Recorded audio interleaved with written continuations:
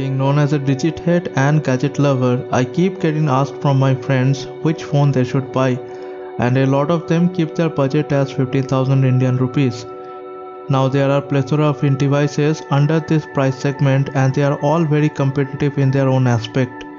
But there is one device which has created the most impact in Indian market. No, I am not saying that. A large number of buyers are the proof itself, and after using it for last couple of weeks, I kind of agree with them.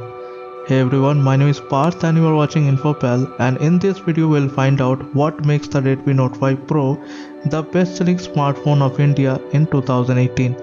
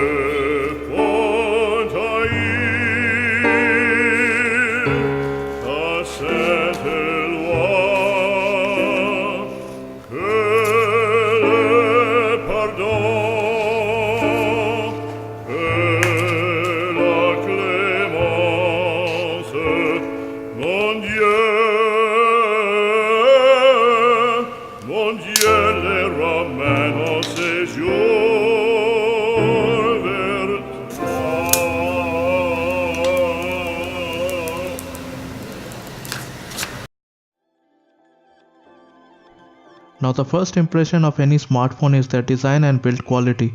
Now build quality for me stands on three main pillars: material choices, ergonomy and aesthetics. And Redmi has not compromised on any of them. 90% of its back is covered with metal, only top and bottom parts are plastic.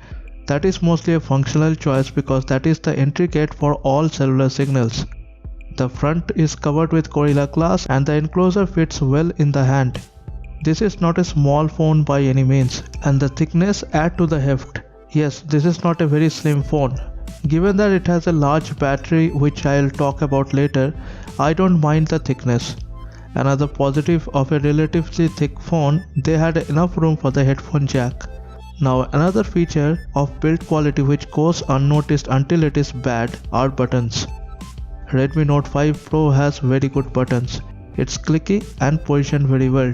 Talking about positions, the fingerprint scanner is mounted on the back of the phone, which a lot of people seems to like because it is easy to unlock when you are taking out your phone from your pocket. The fingerprint scanner is fast and accurate for the most part of my use.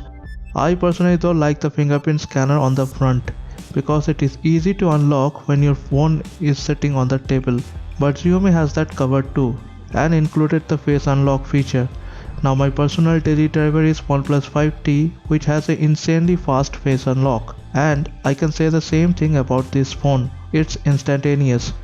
Yeah, on the dark area it will struggle. That's because it is only dependent on the front facing camera and it does not have any fancy technology or sensor. But what it has though are all the other necessary sensors. It even has a IR blaster. This is a very useful feature given that it can control so many devices. I wonder why other companies does not include that. The only gripe I have with the build quality may be the micro USB slot instead of USB Type-C.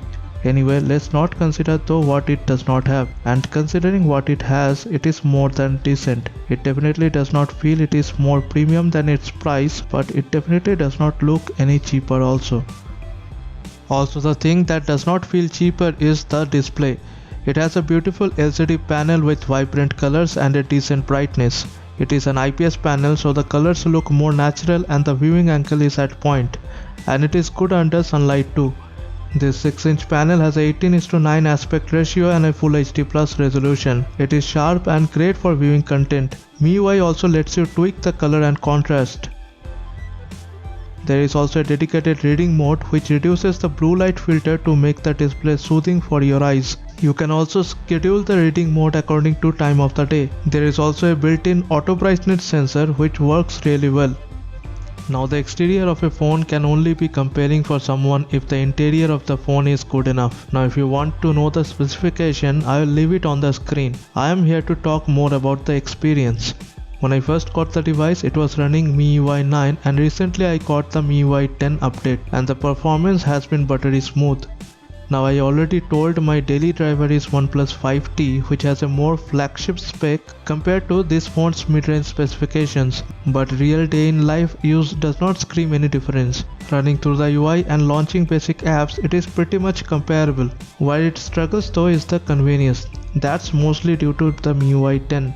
But more on that in a bit. Not only basic apps, even games run very smooth on this device. I have played games like PUBG, Vertigo Racing and Asphalt 9 and it does not disappoint. Graphics look smooth for the most part.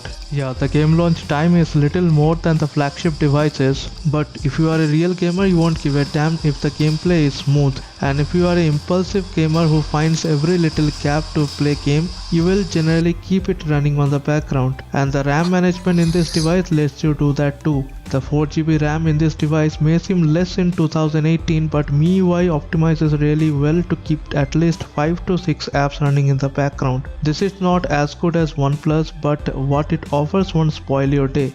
But the thing that might bug you is the MIUI.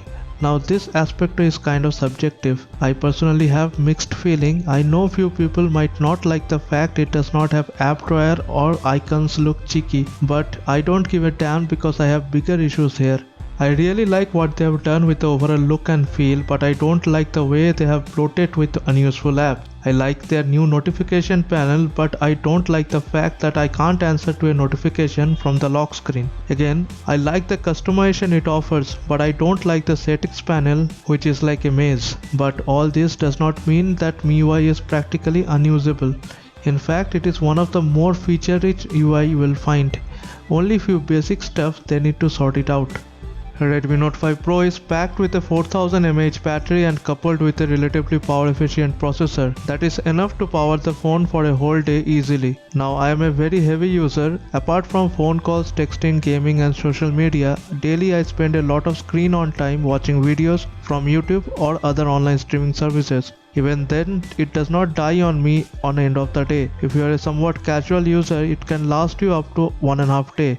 One thing to keep in mind that this phone does support Quick Charge 2.0 but does not come with bundled Quick Charge equipped adapter. It takes approximately 2 hours to charge from 5% to 100% with bundled charger. Now let's talk about the most talked about feature of this phone. The Redmi Note 5 Pro has arguably the best camera in this price range. On the back, Redmi Note 5 Pro has dual cameras. The primary camera is equipped with 12 megapixel camera sensor with f2.2 aperture and 1.25 micron pixel size. Other than that, there is a 5 megapixel depth sensor with f2.2 aperture and 1.12 micron pixel size. Now, how does all this specification translate into the real world performance? Well, in good lighting condition, it delivers sharp photos. I was really surprised with the dynamic range it produces.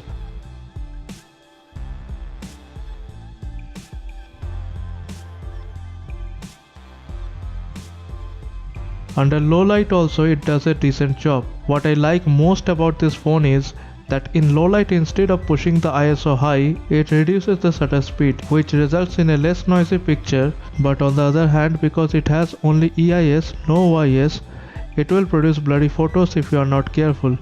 End of the day, the more steady hand you have, you will end up capturing better images. Redmi Note 5 Pro has a decent implementation of portrait mode also. It performs really well when there is ample light. On the front, Redmi Note 5 Pro has a 20 megapixel camera with f2.2 aperture. It takes really good selfies under good light, but unlike the cameras on the back, the dynamic range is not as great. It also has the portrait mode on the front camera, but let's just say it's there just for the sake of being there. On the video front, it can shoot up to 1080p 60 fps, and because it has electronic image stabilization, it eliminates a little bit of shake when taking videos.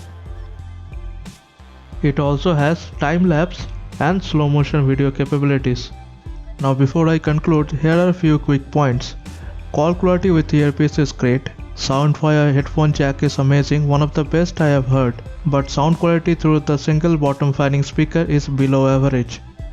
All in all, Redmi Note 5 Pro checks most of the boxes. A practical design, good display, great performance and battery life, and a stellar camera under 15,000. It's no surprise why it is one of the best-selling smartphones in India in 2018. With Redmi Note 6 Pro on the way, we have to see how it holds up against the competition or it becomes obsolete. Now, if you are a Redmi Note 5 Pro owner, let me know in the comments what you like the most. And like the video if your views are on par with me, and subscribe to the channel to stay connected for the upcoming videos. This is Parth signing off from InfoPal, and I'll see you in the next video.